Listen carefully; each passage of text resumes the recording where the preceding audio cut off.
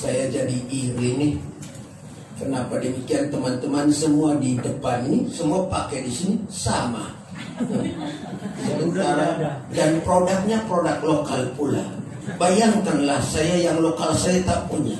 Barang ini bintangnya saja bintang Israel, astaga. Apakah kemudian saya harus pindah negara? Aduh, pengen tak pakai supaya ada nampak keren ya. Pengen pakai kalah terhormat. Semua pakai, saya lihat dari tadi. Astaga, mirip semua, mantap punya. Tulisannya lagi SLCC. Nah ini tak ada tulisan. Yang ada gambar burung yang bintang doang. Astaga. Haleluya.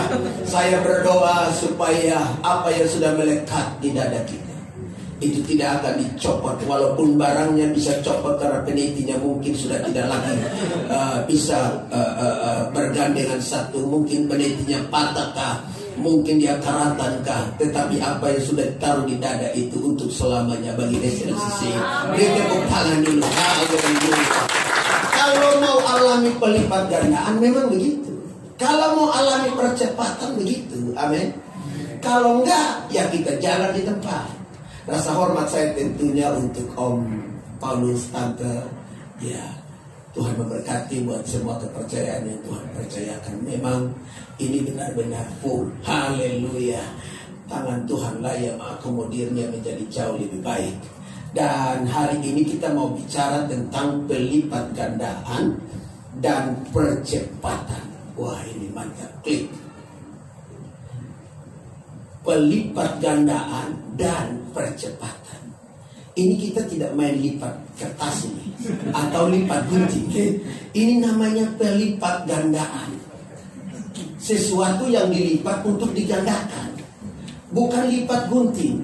Jadi habis lipat gunting, akhirnya berserakan kemana-mana.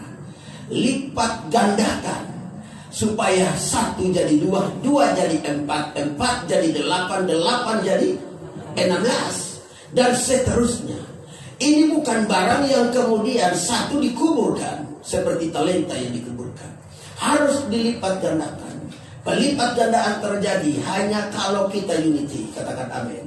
Percepatan terjadi kalau semua bergandeng tangan untuk mengalami percepatan.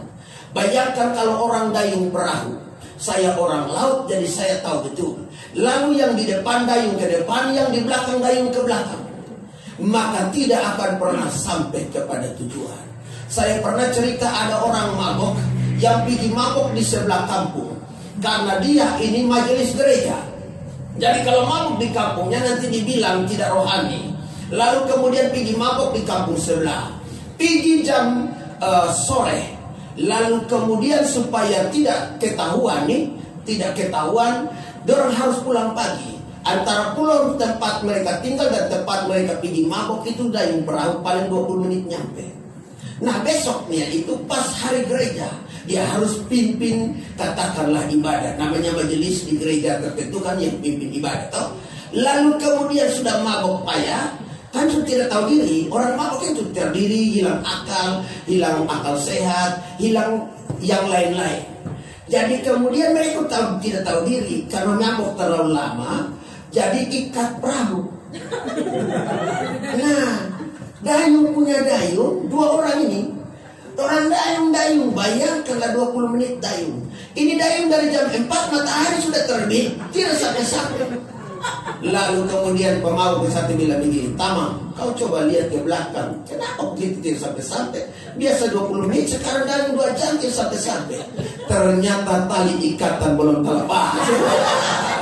Saya mau bilang, kalau kita mau mengalami percepatan, mengalami pelipat gandaan, kalau yang di belakang belum terlepas, yang di belakang masih terikat, hal-hal yang bersama dengan kita masih terikat, yang duniawi lah, yang tidak ada kesatuan lah masih terikat, percaya dengan saya, kita akan mendayung dengan waktu yang cukup lama untuk sampai tujuan. Bahkan tidak akan pernah sampai-sampai. Katakan percepatan. Pelipat gandaan harus terjadi di SLCC. Beri tepuk tangan dulu bagi kita. Baik, mari kita buka kitab kita dalam kitab Pengkhotbah pasalnya yang ke-7 ayatnya yang ke-8. Dengan perikop di atas hikmat yang benar. Pengkhotbah pasalnya yang ke-7 ayatnya yang ke-8.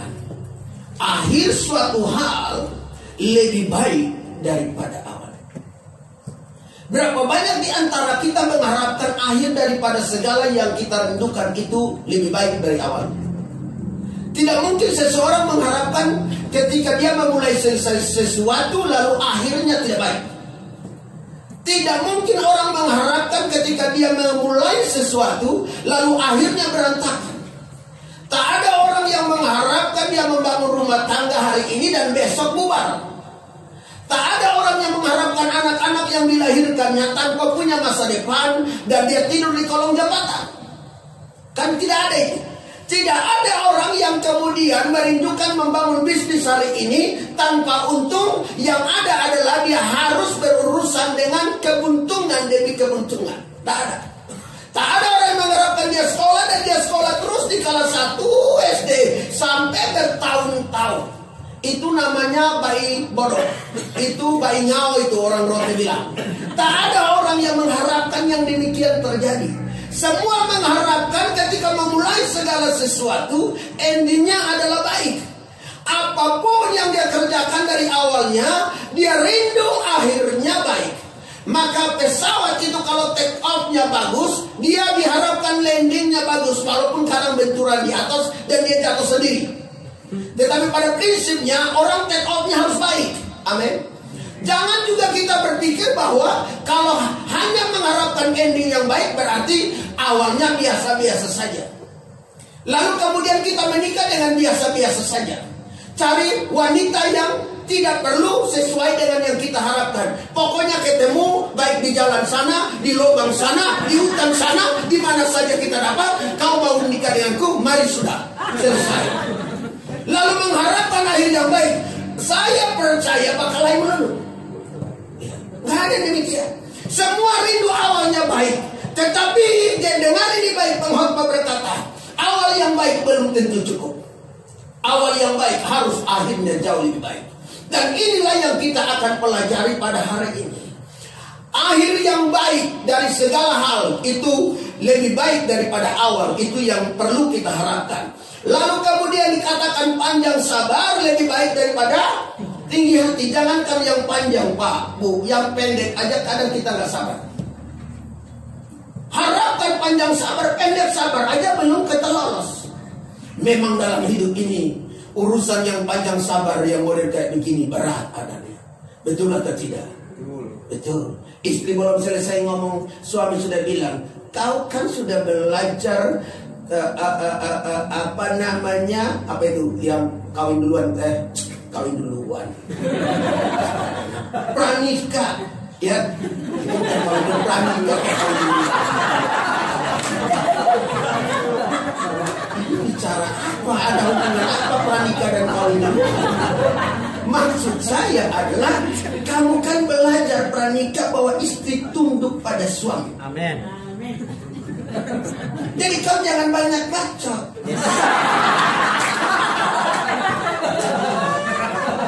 Ini model kayak begini ini kurang panjang sabar. Istri langsung bilang begini, kan kau juga paham udah dengar firman Tuhan berkata, ya, kasihilah istrimu seperti dirimu sendiri. Jadi kalau kau tidak panjang sabar, kau sedang memperpanjang dan memperburuk dirimu sendiri. Kalau dapat istri model kayak begini, lebih baik kita cabut cepat-cepat. Karena dia tahu ayat nih. Kalau semua tahu ayat, kita mau ambil ayat dari mana lagi? Apalagi hafal ayat panjang begitu tadi, astaga. Ini perang ayat kita. Iya. Jadi kan jadi repot. Karena kita sudah ngomong begitu, panjang sabar. Yang pendek aja kadang kita tidak melewati screening, apalagi yang panjang. Beberapa hari yang lalu, kemudian hari Kamis, saya pergi ke sebuah pertemuan. Lalu saya parkir karena gerejanya tidak bisa masuk mobil, jadi saya parkir di halaman luas. Ini halaman untuk main bola. Bola kaki. Ya. Ini serius. Lalu kemudian saya parkir mobil. Juga ada satu orang parkir mobil di sebelahnya. Jarak antara saya dengan dia itu 0,5 meter. Nah, saya belum sempat turun dari mobil, tiba-tiba dia antrek. Waktu dia antrek, saya mundur. Iya kan? Kita kan bilang antrek mundur ya. Astaga, ini saya kayaknya serasa-rasa khotbah di Kupang. Lalu dia mundur. Waktu dia mundur, entah ini orang kayak orang mabok saya pikir. Bayangkan dia sapu mulai dari pintu mobil bagian belakang sampai ke depan. Begitu bunyinya, keras banget. Kita di dalam kayak main senjola atau senjola yang ayunan gitu. Istri saya kaget dengan anak saya disabut. Waduh, saya turun, saya lihat, bayangkan, buset. Dia punya tagores tuh. Itu sampai kelihatan hitamnya. Saya pikir dia stop juga sama istrinya.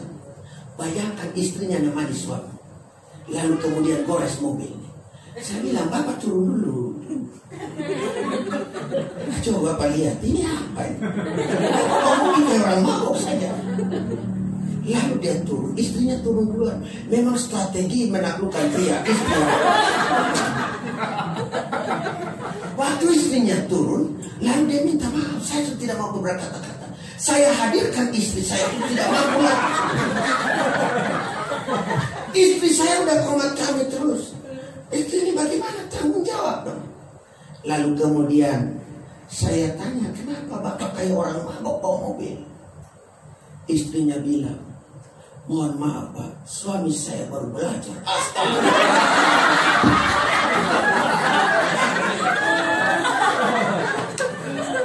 Yang tadinya hilang sabar nih, masuk lagi sabarnya.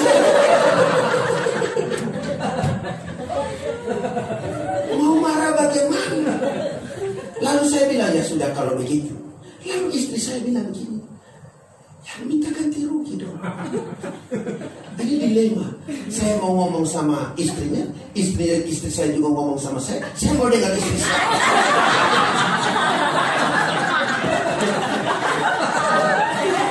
Sementara saya sudah bilang tidak apa-apa. Jadi istri manakah yang harus mendengar? Ini betul-betul ngeri.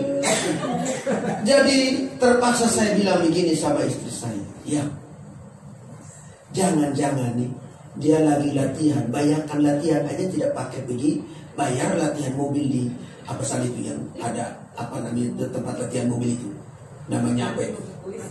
Hah? Khusus ya. Ibu aja lama ini. Lalu dia harus latihan di lapangan terbuka. Saya curiga nggak punya uang. Yang kedua, kalau saja mungkin dia mau latihan mobil, mohon maaf, barangkali dia mau untuk kerja. Lalu dia belum kerja, dia sudah harus tanggung untuk barang ini nih. Tegakah kamu ambil uang 500.000 darinya? Tegakah kamu ambil uang 1 juta darinya? Sementara kemudian dia sudah minta maaf. Jadi saya bilang begini, sudahlah kau masuk aja diam tenang dan biarkanlah mereka ini. Jadi waktu, aduh terima kasih ya Pak. Dia tidak tahu saya pendeta dan saya tidak dulu perkenalkan pendeta. Lalu dia gas, gas tinggi mobil tidak jalan. Dari situ saya bilang memang benar-benar baru belajar. Tapi belajar bahwa hancur orang di auto. Sudah.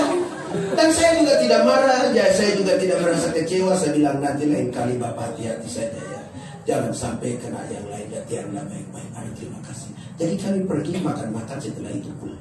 Tidak masalah. Banyak sabar. Amin. Ini dibutuhkan bagi kita. Kadang kita ini gak bisa sedikit rendah diri sedikit, rendah hati. Pokoknya aroma salam gitu langsung aja. Kalau nggak bisa diketok minimal. mengalami percepatan, bagaimana mau yang lain berlipat gandaan? Tidak akan mungkin. Jadi perlu panjang sabar. Karena panjang sabar itu firman Allah berkata lebih baik daripada tinggi hati. Karena kalau orang sudah panjang sabar nih, akhir dari segala halnya pasti lebih baik daripada awalnya. Coba suami-suami dan istri-istri panjang sabar. Saya percaya benturan dalam hidup rumah tanggamu yang begitu sangat keras dengan ini baik, itu tidak akan pernah merusak, itu tidak akan pernah menghancurkannya, tetapi justru akan membawa kita naik level demi level. Haleluya. Nah, akhir dari suatu hal lebih baik daripada awalnya. Supaya ini terjadi dalam kehidupan kita, maka hal pertama yang ingin saya sampaikan pada hari ini adalah jangan ada rasa curiga dengan Tuhan dan firman. Terlalu banyak orang percaya hari-hari ini jalan di tempat. Terlalu banyak orang percaya hari-hari ini kemudian tidak mau tahu dengan urusan Tuhan. Terlalu banyak orang percaya hari-hari ini kehilangan segala hal dengan Tuhan dalam hubungannya. Kenapa? Selalu curiga. Curiga lagi dengan Tuhan. Nah, kalau Tuhan aja dicurigai, saya yakin orang yang paling dekat dengan dia akan sering dicurigai. Kita ini kalau sering curiga, maka pasti akan suka dicurigai. Cuma dua itu. Suka mencurigai dan suka dicurigai. Apalagi kalau orang suka mencurigai Tuhan, ini repot.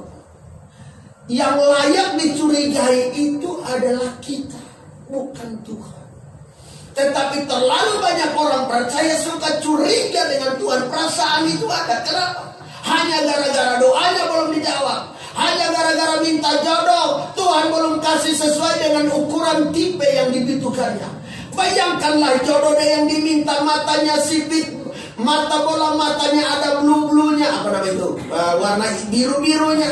Alisnya hanya dengan ukuran sekian, dia harus tinggi sekian meter. Memang boleh, tapi apakah kemudian kita pacaran kita harus ukur dulu orangnya? Berapa banyak wanita yang kita habiskan waktu hanya untuk ukur tingginya, ukur berat badannya, sudah habis waktu. Amin. Kita ukur hari ini, besok berat badannya bertambah. Kita mau ganti lagi yang lain.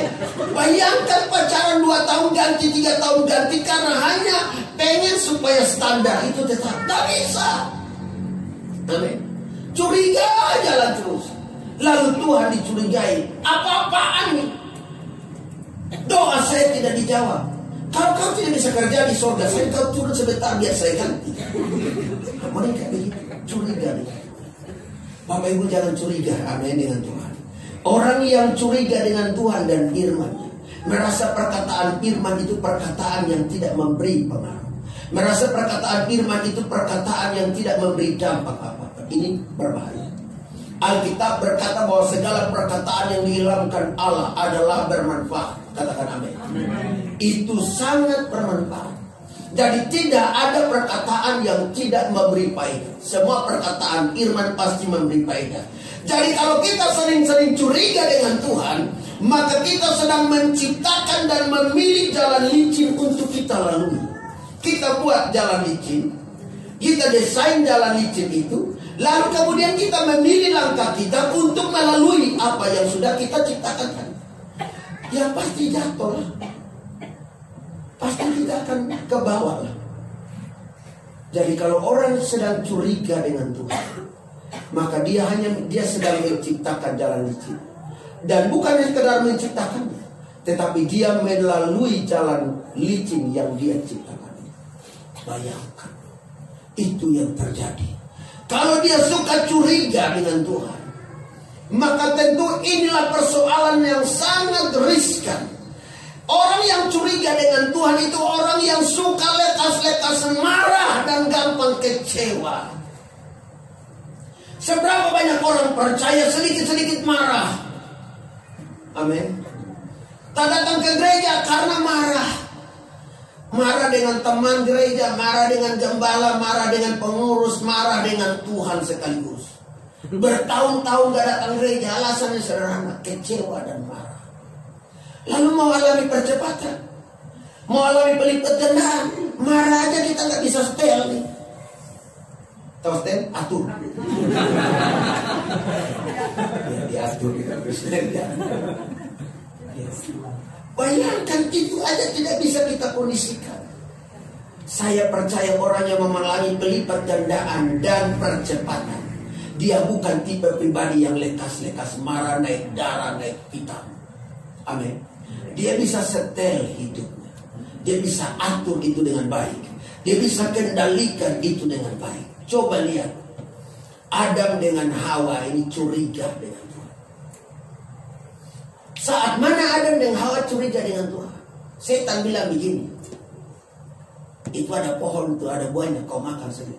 Alkitab bilang Tuhan ini tidak boleh makan. Setan bilang begini, Tuhan salah. Kalau kau makan, kau akan terbuka matamu dan kau jadi seperti Allah. Curiga dia. Karena dia curiga Tuhan ini, kemudian gak fair dengan dia. Iya kan? Betul gak? Adam curiga nih Tuhan tidak tidak mau akomodir yang baik katakanlah, maka dia makan.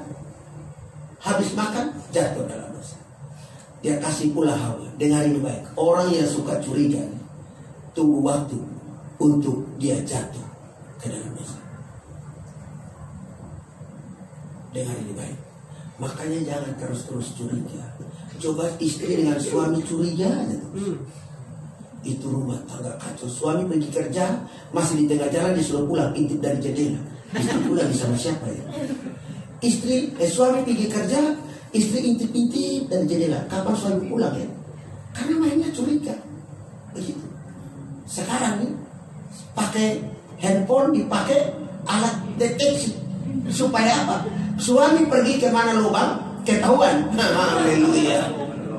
Makanya jangan suka jalan-jalan sembarang. Amin. Tiba-tiba ketahuan di mana ini? Terdeteksi. Astaga, suami so jalan tak salah. Dia pergi ke belok ke kiri, ke kanan, akhirnya singgah ke rumah janda. Maaf bapak ibu-ibu kalau ada yang tinggal suami. Tapi itu kan kata GPS, jadi saya cuma ikuti saja. Maksudnya saya sedang membicarakan tentang penyesatan. Haleluya. Dan ada yang Hawa begitu. Lalu kemudian Elimelek nih, karena curiga dengan Tuhan. Elimelek bilang begini, kok Tuhan tidak berkati kita, maka Moab lah yang menjadi tempat untuk mengadu nasib. Dengar ini baik. Karena curiga dengan Tuhan tidak berkati, maka Om Yakub bilang ada 3 janda dalam satu rumah. Masa 3 janda dalam satu rumah? Iya, Elimelek mati tinggal Naomi. Siapa lagi? Kilon mati tinggal, katakanlah Orpa Tarutlah. Bingung lihat mana ini. Lalu si Mahlon mati tinggal yang satunya lagi. Jadi 3 janda tinggal satu rumah. Hanya gara-gara curiga dengan Tuhan. Kalau mereka tidak curiga dengan Tuhan, tidak akan pergi. Tinggalkan rumah roti, rumah kehidupan, untuk cari hidup di rumah yang bukan roti. Tadi Yunus dicuriga dengan Tuhan. Mana pula Tuhan mau selamatkan Niniwe? Ada-ada aja. Lalu apa, dia bangun jalan pergi ke Tarsis lewat Yapo. Di tengah jalan dia masuk ke dalam perutikan.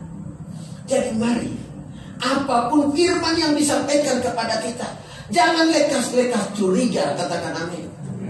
Ini pendeta khotbah begini, kayaknya ini dia sentil-sentil dosa saya nih. Pak Gembala di khotbah mereka begini, saya curiga nih. Dia udah tahu ini saya punya kesalahan ini. Dia mengungkit-ungkit nih. Lihat ya Pak Gembala ya. Lalu kemudian Pak Gembala menolosotnya cuma membongkar kalau dia WA Pak Gembala dari jalan. Terima kasih Pak Gembala, hari ini adalah ibadah terakhir saya di gereja. Masa Pak Gembala di atas mimbar menggunakan mimbar yang terhormat hanya untuk mengungkit dosa-dosaku? Kalau Pak Gembala sudah tahu kalau saya berdosa, tolong panggil saya dan jangan diotot-otot di mimbar. Rombel dia kayak begitu. Padahal Pak Gembala khotbah firman Tuhan, pendeta khotbah firman Tuhan, kita curiga terus. Kalau khotbah kita lihat ini, dia mau apa dia? Dia sedikit-sedikit kita berdosa, nanti lihat ya. Kita interupsi langsung. Ini bukan sidang majelis daerah atau sidang sinode yang penuh dengan interupsi.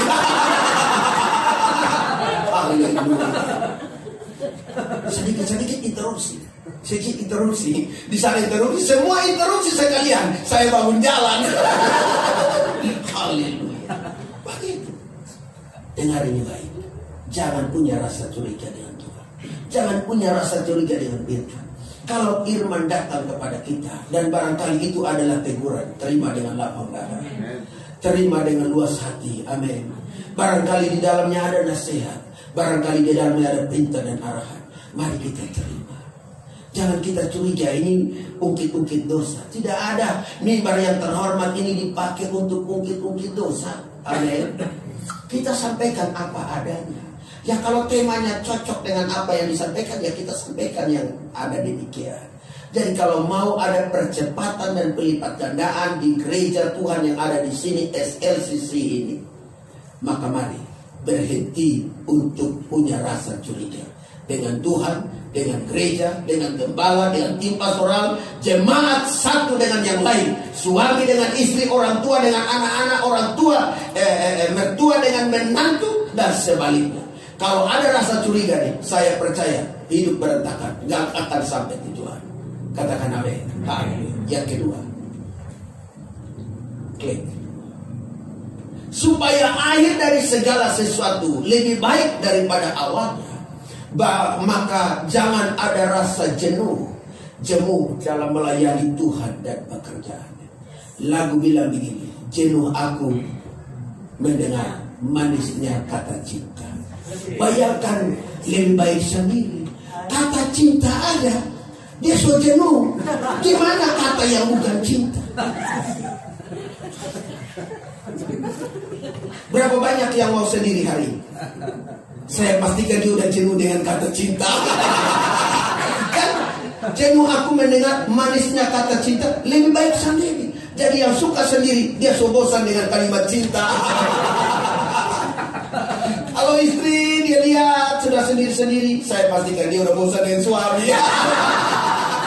Kalau ada suami malas pulang ke rumah, saya pastikan dia udah bosan dengan kata cintanya istri.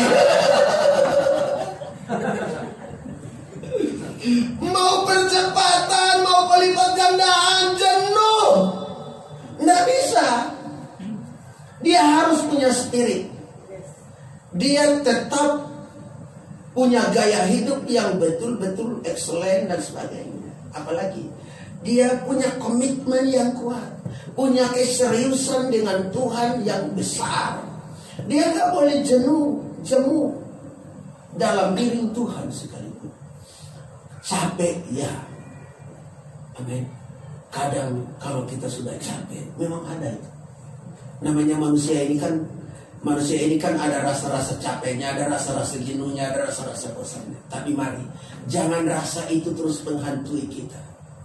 Bayangkan disuruh melayani, udah bosan Pak melayani, main drum terus, udah sampai dari rambut lurus, rambut keriting, rambut ubanan, drum aja terus, udah pakai begini nih, nggak berubah-berubah. Jenuh, astaga. Lalu kira-kira pendeta yang berdiri khotbah tidak jenuh? Hari-hari dia khotbah terus, tidak jenuh juga. Kadang itu, betul nggak? Tapi jangan ada rasa itu dalam hati kita. Amin. Saya kasih tahu pendeta ini, selain dia belajar, dia khotbah ini, dia harus pikir kalimat apa yang di depannya sebelum ini. Ya kan begitu. Coba kalau ada yang khotbah, begini mau bicara sembarang-sembarang kan? Kan tidak. Apalagi pakai tema ini. Kita tidak sedang bicara sembarang-sembarang. Memang saya mau bicara dari Kejadian sampai ke Wahyu ditutup dengan kitab pengkhotbah, kita paling tua kan. Jadi amin. Kita harus khotbah terstruktur, terukur dan teratur pula. Katakan amin. Iya. Jadi harus belajar baik-baik. Bayangkan saya ngomong di sini 1 + 1 = 2. Itu belajarnya anak TK di sekolah. Saya sedang khotbah. Amin. Beberapa kalimat ke depan itu harus datang. Bayangkanlah itu membutuhkan bukan hanya hikmat manusia. Karena hikmat manusia tidak bisa memikirkan itu. Membutuhkan pekerjaan roh yang membekali itu. Inilah hebatnya. Amin. Bedanya kalau pidato. Haleluya. Jadi kalau sudah ada rasa jenuh dan jemu nih, astaga, khotbahnya pendeta biasanya kacau balau. Khotbahnya berantakan. Kalimat-kalimatnya sama aja. Nggak ada berubah-berubah. Poin-poinnya aja sama. Begitu saja. Dia Dia khotbah di sini, dia khotbah di sana, dia khotbah di sana lagi. Bertahun-tahun khotbahnya satu ayat itu aja terus. Astaga, ini ayat begini banyak di firman Tuhan ini. Bayangkan Alkitab aja, saya bawa Alkitab yang orang kawinan punya. Waduh, sudah kasih hadiah di jemaat yang kawin diambil pula. Alamak. Ini kan jemaat kawin, lalu kemudian setelah itu kan kita dari gereja kan serahkan. Dia tidak bawa, dia pikir ini bukan doi ini cuma kertas, dia tidak bawa. Ya sudah, saya bawa aja. Anggaplah saya sedang menikmati romantisme hidup dalam rumah tangga. Mantap punya. Daripada kita, lah kali ini kan Alkitab ini dikasihkan kawin lagi. Nah, kan gak mungkin saya kawin lagi. Ibu gembala nanti bisa tersinggung ya, di Cililitan sana. Ya, tapi tadi saya bilang begini, ya, kau kasih saya Alkitab dulu. Dia kasih saya Alkitab ini. Haleluya. Puji Tuhan, berarti dia tidak tersinggung. Haleluya. Dia mungkin pikir begini, jangan-jangan saya punya suami sudah jemuka. Kasih dia ini supaya dia segar dalam ingatannya bahwa ternyata pernikahan Kristen satu kali untuk selama-lamanya, kecuali mau dia dipisahkan. Beri tepuk tangan dulu. Jangan jenuh dan jemu dalam iring Tuhan. Katakan amin. Orang yang tidak punya rasa jenuh dan jemu, dia tidak cuek dengan Tuhan dan urusannya. Kita ini kadang cuek dengan Tuhan. Model kayak ikan cuek aja. Tahu ikan cuek?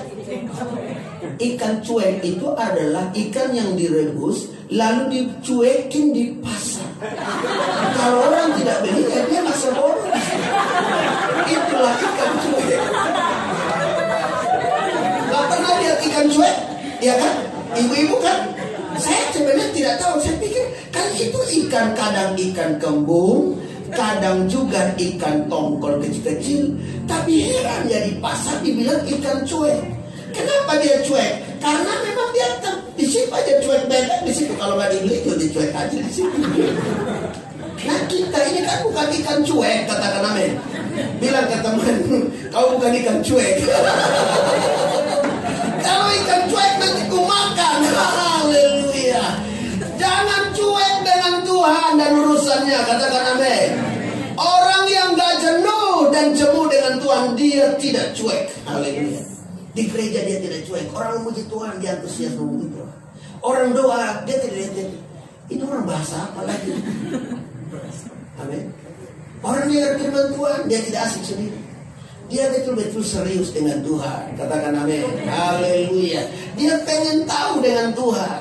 Dia mau tahu. Dan itu penting. Orang yang tidak punya rasa jenuh dan jemu dalam Tuhan dan melayani Tuhan, pekerjaannya adalah dia nggak naik turun iman, pengharapan, kasih dan kesetiaannya. Katakan amin. Jadi iman, pengharapan, kasih dan kesetiaannya nggak naik turun. Dengarin baik. Orang bilang hidup itu seperti roda, kadang di atas, kadang di bawah. Dengarin baik, saya tidak setuju kalimat itu. Hidup orang percaya itu selalu naik dan tidak turun. Dipersiapkan menjadi kepala dan bukan ekor. Katakan amin. Bahwa dari langkah titik ini atau sampai langkah ini, dan di sini benturan keras. Mungkin saja benturan itu melebihi benturan yang ada di sini, tapi engkau tidak akan turun bebas. Kita akan berbenturan di sini terus sampai kita lewati benturan itu dan naik lagi. Katakan amin. Jadi iman kita, kehidupan kita tidak naik turun, naik turun, naik turun, turun naik, turun naik. Kayak apa aja turun naik, turun naik. Lagu kau tinggal turun naik, turun naik, turun naik. Astaga, lagu apa itu turun naik, turun naik? Saya tidak mengerti makna dari lagu turun naik itu.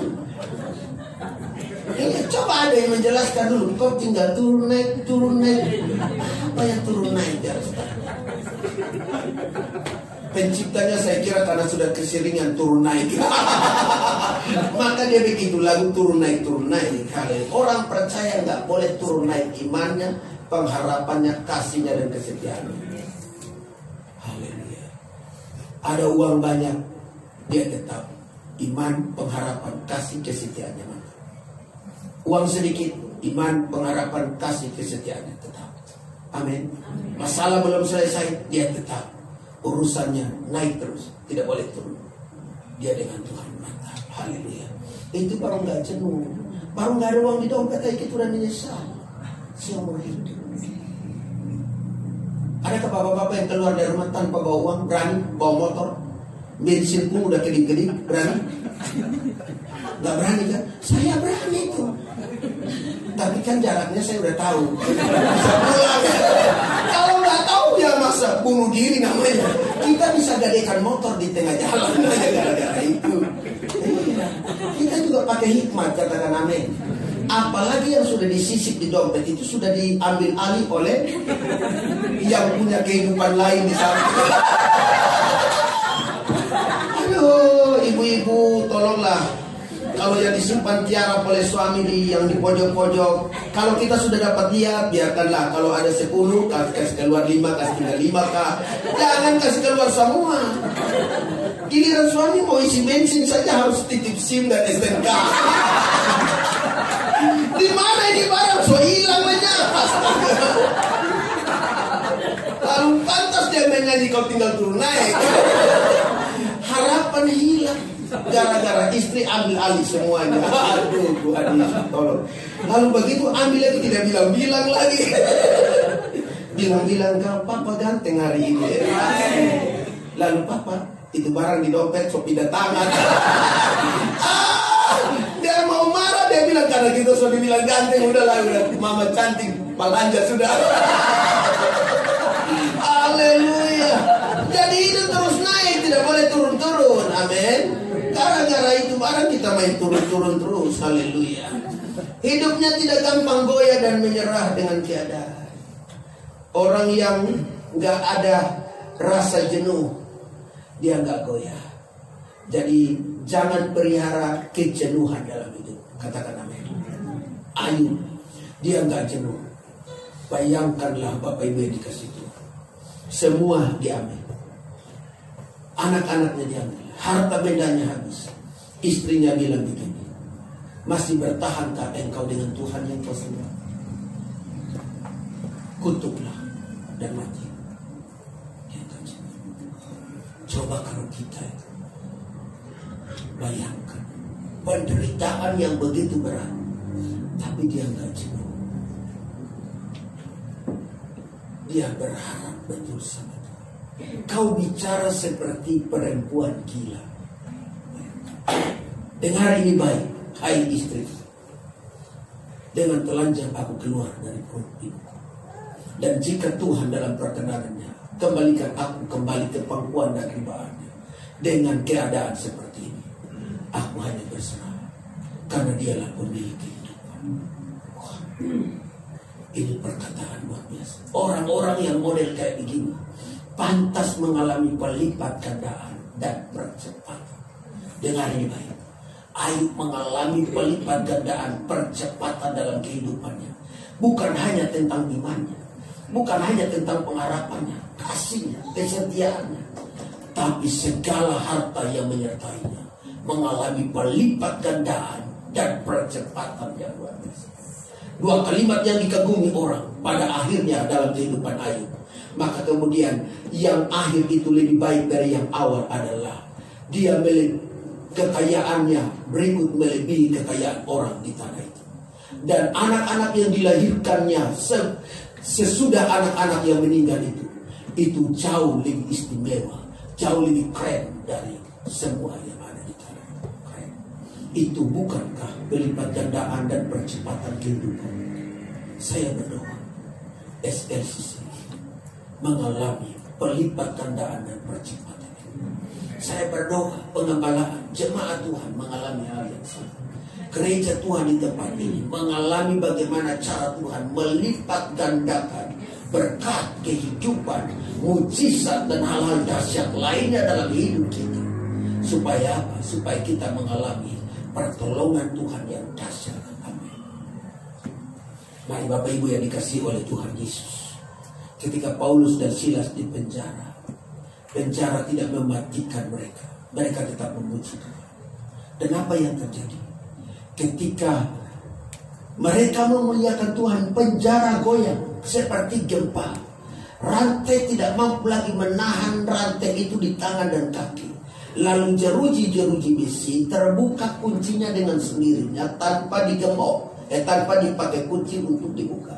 Lalu apa yang terjadi? Kepala penjara minta untuk apa? Minta untuk kenal Yesus. Katakan amin. Jadi kalau kemudian hidup kita ketika berbenturan dengan keadaan apapun, tidak pernah gampang menyerah, tidak jenuh dan jemu dengan keadaan, kita bersuka cita, kita bergembira dengan ini baik, saya percaya pelipat gandaan jiwa-jiwa akan terjadi di gereja ini. Boleh minta tepuk tangan dulu. Yang ketiga, yang terakhir. Astaga, baru bicara sebentar, setengah enak. Luar biasa. Haleluya. Masih sebentar lagi. Haleluya. Ini pastor jam 17:40. Artinya 10 menit lagi barang ini harus selesai. Haleluya. Dan ini poin yang ketiga, yang terakhir. Katakan yang terakhir. Haleluya. Supaya yang terakhir lebih baik daripada yang awal, untuk kita mengalami pelipat gandaan dan percepatan kehidupan apapun bentuknya, maka jangan terbiasa memberi yang sisa dan pas-pasan dengan Tuhan. Jangan kasih barang sisa ke Tuhan. Amin. Jangan kasih yang bekas. Bekas belanjaan itulah kolektor. Bekas pakai itulah yang tersumbangan. Karena begitu, karena baru bagi kita itu sesuatu yang baik.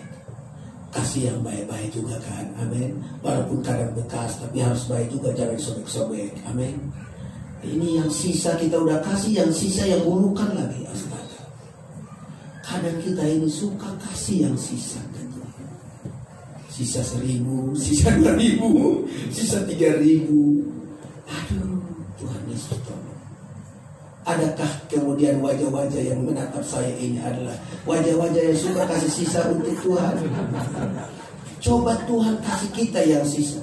Makanan sisa, uang sisa, masa depan yang sisa, istri sisa, suami sisa, sisa orang. Gimana? Mau gak? Tidak mau kan? Betul kan? Amin. Ya, kita kan pengen yang original, kan? Gak mau yang bekas-bekas, kan? Apa ada yang hobinya suka yang bekas-bekas di sini? Yang sisa-sisa? Gak ada. Amin.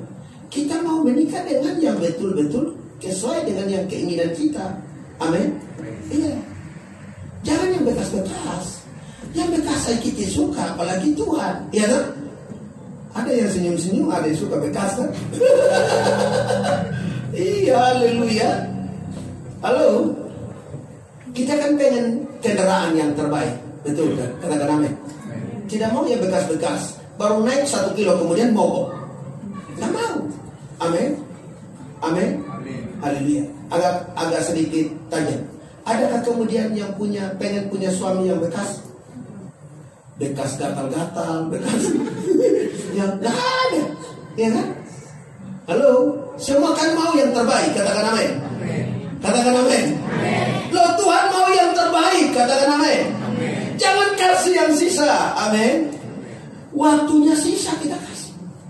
Pokoknya udah capek nih, yang penting sisanya aja. Jadi kalau kita baru menyanyi begini, so terlelap tidur dalam hadiratnya. Hanya karena alasan yang penting tidur di rumah Tuhan daripada tidur di tempat lain. Sama aja. Lebih baik tidur di luar daripada tidur bikin kacau di situ. Orang berdoa dan penyembahan, kau bahasa-bahasa yang tidak dimengerti karena tidak ada ragamnya, karena ngorok. Itu bukan bahasa roh, itu bahasa yang lahir dari dirimu sendiri. Ngorok itu. Dan banyak orang berdoa ngorok. Yuk, pernah ngorok? Pernah. Udah gak sadar itu. Orang lagi serius berdoa dia. Apalagi yang ngoroknya kasar lagi, keras lagi. Bapak-bapak kalau suka ngorok di rumah, tolong kalau datang doa harus cuci muka baik-baik. Saya khawatir nih terlelap nanti. Haleluya. Jadi jangan terbiasa kasih yang sisa dan bekas dengan Tuhan. Katakan amin. Waktu sisa kasih ke Tuhan. Apalagi energi yang kekuatan yang sisa baru kasih Tuhan. Ada orang udah mau mati baru kasih hidupnya untuk Tuhan. Udah mau mati, tapi masih puji Tuhan lah ya. Mungkin Tuhan baik ya, Tuhan bilang udahlah saya terimalah. Coba kalau kita pusing kan. Saya lagi ketemu dengan seorang ibu nih, udah tua, udah punya cucu. Jadi waktu dia masih muda, waktu dia punya anak keempat, suaminya tinggalkan dia, pergi kawin lagi. Lalu kemudian sekarang suaminya, istrinya udah mati, yang kawin lagi itu. Tinggal suaminya tapi kan udah stroke. Lalu kemudian anak-anaknya bilang ke mamanya, "Ma, udahlah terima papa kembali." Ibu ini bilang apa? Waktu muda masih senang-senang aja dia kabur dengan wanita lain. Sekarang tinggal sisa-sisanya baru mau saya terima. Nggak mau. Yang begini aja nggak mau. Ngerti deh. Walaupun harusnya kalau menurut ini dia mau aja sih, tapi dia nggak mau. Karena apa? Dia tidak mau urus orang yang susah, yang punya kita. Itu. Nah Tuhan tidak mau. Dan demikian, katakan amin. Jadi jangan suka kasih yang sisa. Berhidup asal-asalan. Berhidup aku begini adanya. Ini bukan lagu. Aku begini adanya. Semua terserah keputusan. Nggak boleh begitu. Kita tidak sedang mendesain Tuhan seperti seorang pengarang lagu yang menerima lagu kita yang kita nyanyikan. Tidak. Mari jangan kasih yang sisa buat Tuhan. Jangan hitung-hitungan dengan Tuhan. Katakan amin. Mau terlibat dan bekerja sampai tuntas di titik terakhir. Katakan amin. Jadi kalau kita mau mengalami percepatan, mengalami pelipat gandaan dalam hidup ini, jangan kasih yang sisa. Bekerja terus, terlibat dalam pelayanan terus di gereja Tuhan di tempat ini, SLCC ini, sampai tuntas di titik yang terakhir. Katakan amin. Jadi kalau belum Tuhan bikin titik, jangan berhenti. Amin. Jangan bikin titik, kita bikin titik dan kita bilang begini, sayonara Tuhan, saya suruh bikin titik. Tunggu Tuhan bikin titik terlalu lama. Sekarang so stres, putus asa, frustrasi. Tuhan tidak bikin titik. Tuhan lihat baik-baik, saya bikin titik besar supaya Tuhan lihat. Tuhan bilang belum, nah, saya belum bikin titik. Kerja sampai tuntas, sampai pelipat gandaan dan percepatan terjadi di gereja ini. Haleluya. Satu ayat terakhir memang pas. Semua yang berbicara dalam urapan Tuhan pasti pas. Karena jam ada di depan mata. Kalau tidak ada juga kita mau lihat yang mana. Haleluya. 2 Timotius 4 ayat 7 sampai 8. Aku telah mengakhiri pertandingan yang baik. Aku telah mencapai garis akhir. Dan aku telah memelihara iman. Sekarang telah tersedia bagiku mahkota kebenaran yang akan dikaruniakan kepadaku oleh Tuhan, Hakim yang adil, pada harinya. Tetapi bukan hanya kepadaku, melainkan juga kepada semua orang yang merindukan kedatangannya. Dengar ini baik. Kalau kita mengalami percepatan dan pelipat gandaan pada waktu yang ditentukan Tuhan, Tuhan kasih kita mahkota. Maka berhenti untuk mencurigai Tuhan. Berhenti untuk punya rasa jenuh dan jemu dengan Tuhan. Jangan terbiasa beri yang sisa, bekas, pas-pasan waktunya kepada Tuhan. Lakukan dengan maksimal, lakukan dengan sempurna. Jangan hitung-hitungan, karena tepat pada waktunya Tuhan memahkotai kita dengan mahkota kehidupan. Berapa banyak yang mau tidak memahkota? Saya yakin kita mau semua, katakan amin. Dan kalau itu terjadi, maka Tuhan dimuliakan melalui hidup kita. Percepatan, pelipat gandaan segera terjadi di gereja ini, di rumah-rumah tangga kita, untuk hal-hal yang baik dalam apapun bagi anak-anak kita. Ya dan amin. Tuhan Yesus memberkati kita. Haleluya. Boleh tepuk tangan, jangan boleh juga tim musik datang ke depan. Kita menjadi satu lagu setelah